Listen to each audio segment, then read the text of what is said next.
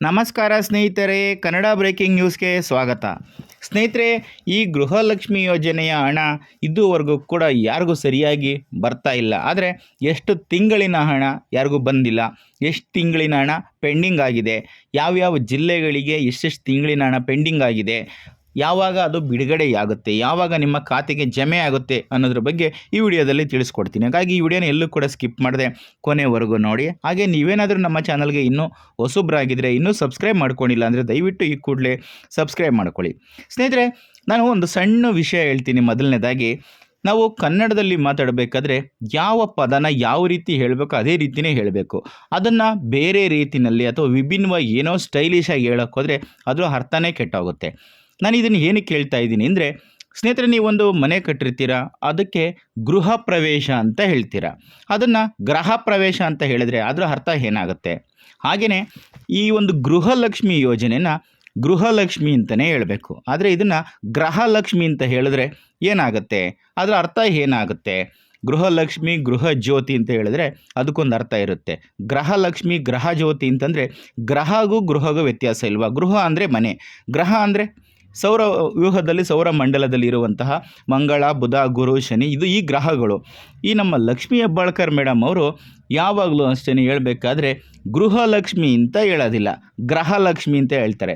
ಯಾಕೆಂದರೆ ಅವ್ರಿಗೆ ಅದನ್ನು ಹೇಳೋಕ್ಕೆ ಗೊತ್ತಾಗ್ದಲೇ ಹೇಳ್ತಿದ್ದಾರೋ ಅಥವಾ ಆ ರೀತಿ ಹೇಳಿದ್ರೆ ಏನೋ ಒಂಥರ ವಿಭಿನ್ನವಾಗಿರುತ್ತೆ ಅನ್ನೋ ರೀತಿಲಿ ಹೇಳ್ತಿದ್ದಾರೋ ಗೊತ್ತಿಲ್ಲ.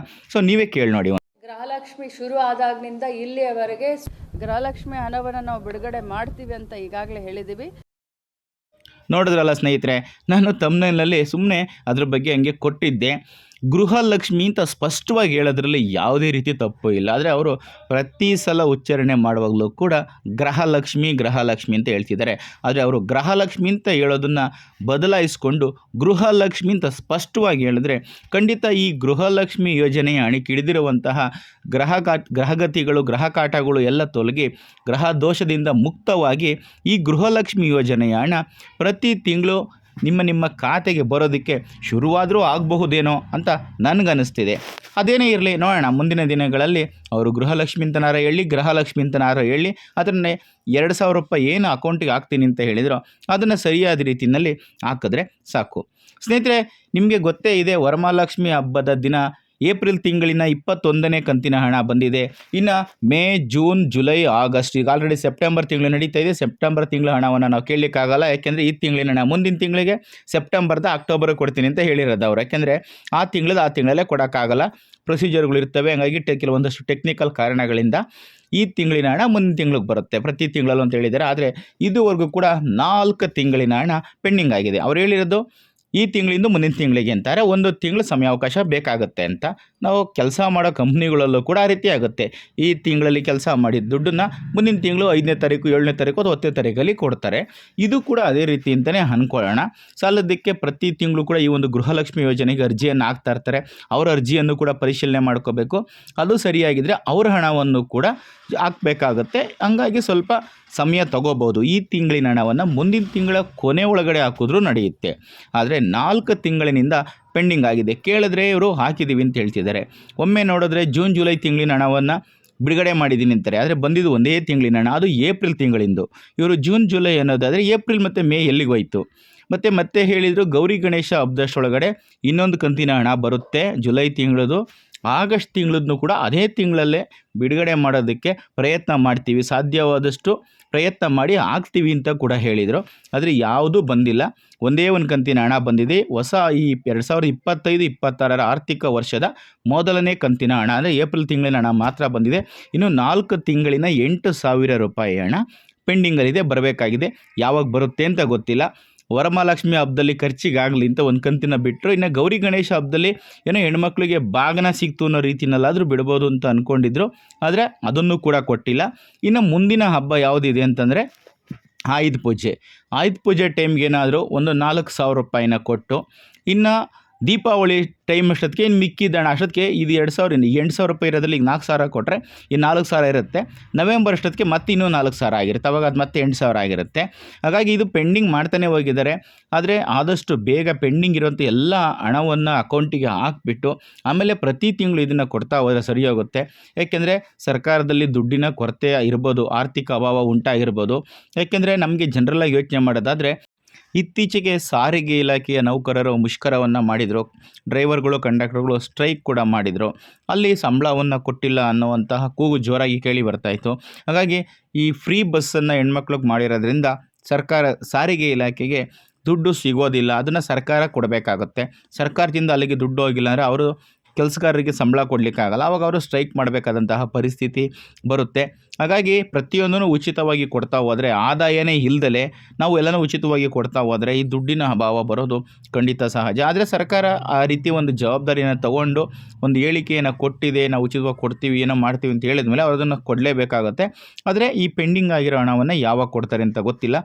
ಆದರೆ ದಸರಾ ಹಬ್ಬದ ಸಮಯಕ್ಕೆ ಖಂಡಿತ 2 ತಿಂಗಳಿನ ಹಣ ಆದರೂ ಬಂದೇ ಬರಬೇಕಾಗತ್ತೆ. ಯಾಕೆಂದರೆ ಅವರು ಆಗಸ್ಟ್ ತಿಂಗಳಿನಲ್ಲಿ ಇನ್ನೂ ಬಾಕಿ ಇರುವಂಥ 2 ಕಂತಿನ ಹಣವನ್ನು ಕೊಟ್ಬಿಡ್ತೀವಿ ಅಂತ ಹೇಳಿದರು. ಆಗಸ್ಟ್ ಮುಗಿದೋಯ್ತು. ಸೊ ಇನ್ನೇನು ದಸರಾ ಬರುತ್ತೆ, ಅಷ್ಟೊತ್ತಿಗಾದ್ರೂ ಕೂಡ ಈ ಒಂದು ಬಾಕಿ ಹಣವನ್ನು ಕೊಡಬಹುದು ಅನ್ನುವಂತಹ ಈ ಒಂದು ನಿರೀಕ್ಷೆ ಇದೆ. ಸ್ನೇಹಿತರೆ, ಈ ಕೆಲವೊಂದು ಜಾಲತಾಣಗಳಲ್ಲಿ ಈ ಜಿಲ್ಲೆಗಳಿಗೆ ಮಾತ್ರ ಬಿಡುಗಡೆ ಆಗಿದೆ, ಸೊ ಈ ಜಿಲ್ಲೆಗಳಿಗೆ ಇನ್ನೂ ಬಂದಿಲ್ಲ, ಸೊ ಈ ಜಿಲ್ಲೆಗಳಿಗೆ ಇಷ್ಟು ಹಣ ಬಂದಿದೆ ಅಂತ ಹೇಳ್ತಾರೆ.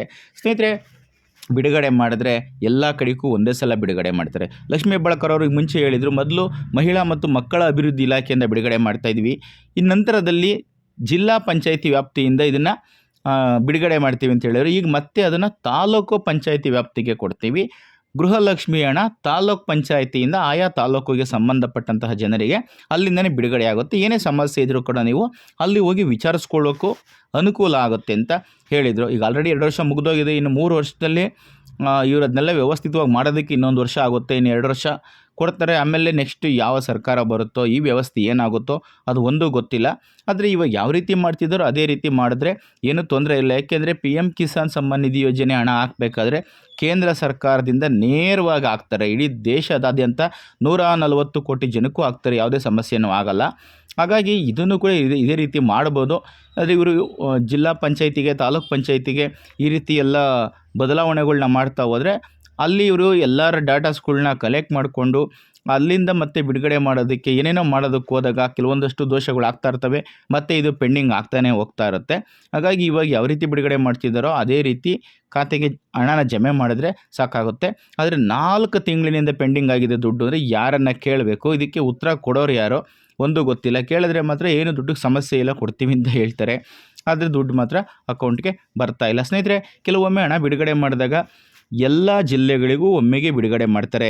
ಆದರೆ ಕೆಲವೊಂದಷ್ಟು ಸಮಯದಲ್ಲಿ ಇವತ್ತು ಈ 14 ಜಿಲ್ಲೆಗೆ ಬಿಡುಗಡೆ ಮಾಡಿ, ಇವತ್ತು 10 ಜಿಲ್ಲೆಗೆ ಬಿಡುಗಡೆ ಮಾಡಿ ಅಂತ ಹೇಳ್ತಾರೆ. ಯಾಕೆಂದರೆ ಕೆಲವೊಂದಷ್ಟು ತಾಂತ್ರಿಕ ದೋಷಗಳಿದ್ದಾಗ, ಸರ್ವರ್ ಪ್ರಾಬ್ಲಮ್ ಇದ್ದಾಗ ಆ ಥರ ಮಾಡ್ತಾರೆ. ಆದರೆ ಆ ತಿಂಗಳಲ್ಲಿ ಬಿಡುಗಡೆ ಮಾಡಿದ್ರೆ 1-2 ದಿವಸ ಹಿಂದೆ ಮುಂದೆನಲ್ಲಿ ರಾಜ್ಯದಾದ್ಯಂತ ಎಲ್ಲ ಜಿಲ್ಲೆಗೂ ಕೂಡ ಹಣವನ್ನು ಬಿಡುಗಡೆ ಮಾಡ್ತಾರೆ. ಆದರೆ ನಿಮ್ಮ ಖಾತೆಗೆ ಬರೋದಕ್ಕೆ ಮಾತ್ರ 7ರಿಂದ 15 ದಿನಗಳು ಬೇಕಾಗುತ್ತೆ. ಸ್ನೇಹಿತರೆ, ನಿಮ್ಗೆ ಇನ್ನೊಂದು ಗೊತ್ತಿರಲಿ, ನೀವು ಗೂಗಲಲ್ಲಿ ಏನಾದರೂ ಚೆಕ್ ಮಾಡಿ ನೋಡಲಿಕ್ಕೆ ಹೋದರೆ ಅಲ್ಲಿ ನಿಮಗೆ ತಪ್ಪು ಮಾಹಿತಿಯನ್ನು ತೋರಿಸುತ್ತೆ. ಯಾಕೆಂದರೆ ಆಗಸ್ಟ್ ತಿಂಗಳಿನಲ್ಲಿ ಕೊಟ್ಟಂತಹ ವರಮಹಾಲಕ್ಷ್ಮಿ ಹಬ್ಬದ ಸಮಯದಲ್ಲಿ ಕೊಟ್ಟಂಥದ್ದು 8ನೇ ತಾರೀಕಿನಲ್ಲಿ ದುಡ್ಡು ಬಂದಿತ್ತು. ಆದರೆ ಗೂಗಲಲ್ಲಿ ಚೆಕ್ ಮಾಡಿದ್ರೆ ಅದು 21ನೇ ಕಂತಿನ ದುಡ್ಡು ಮಾತ್ರ ಬಂದಿತ್ತು. ಗೂಗಲಲ್ಲಿ ಚೆಕ್ ಮಾಡೋಕ್ಕೆ ಹೋದರೆ 14ನೇ ತಾರೀಕು ಬಿಡುಗಡೆಯಾಗಿದೆ ಅಂತ ಬರ್ತಾಯಿದೆ. 8ನೇ ತಾರೀಕು ಖಾತೆಗೆ ಜಮೆನೇ ಆಗೋಗಿದೆ ದುಡ್ಡು ಆಲ್ರೆಡಿ, ಆದರೆ 14ನೇ ತಾರೀಕು ಬಿಡುಗಡೆಯಾಗಿದೆ ಅಂತ ತೋರಿಸ್ತಾ ಇದೆ. ಹಂಗಾಗಿ ಅಲ್ಲೂ ಕೂಡ ತಪ್ಪಾಗಿ ತೋರಿಸ್ತಾ ಇರುತ್ತೆ. ಹಂಗಾಗಿ ಅದನ್ನೆಲ್ಲ ನೀವು ಯಾವುದೇ ಕಾರಣಕ್ಕೂ ನಂಬಲಿಕ್ಕೆ ಹೋಗಬೇಡಿ. ಕರ್ನಾಟಕದ ಪ್ರತಿಯೊಂದು ಜಿಲ್ಲೆಗೂ ಕೂಡ ಬಿಡುಗಡೆ ಮಾಡ್ತಾರೆ. ಯಾವಾಗ ಬಿಡುಗಡೆ ಮಾಡ್ತಾರೆ ಗೊತ್ತಿಲ್ಲ. ಮಾಡಿದಾಗ ಅದ್ರ ಬಗ್ಗೆ ಅಪ್ಡೇಟ್ಸ್ ಬಂದಾಗ ಖಂಡಿತ ನಾನು ನಿಮ್ಗೆ ಅದನ್ನು ತಿಳಿಸ್ಕೊಡ್ತೀನಿ. ಬಿಡುಗಡೆ ಮಾಡಿದಾಗ ಎಲ್ಲ ಜಿಲ್ಲೆಗೂ ಒಮ್ಮೆನೇ ಬಿಡುಗಡೆ ಮಾಡ್ತಾರೆ.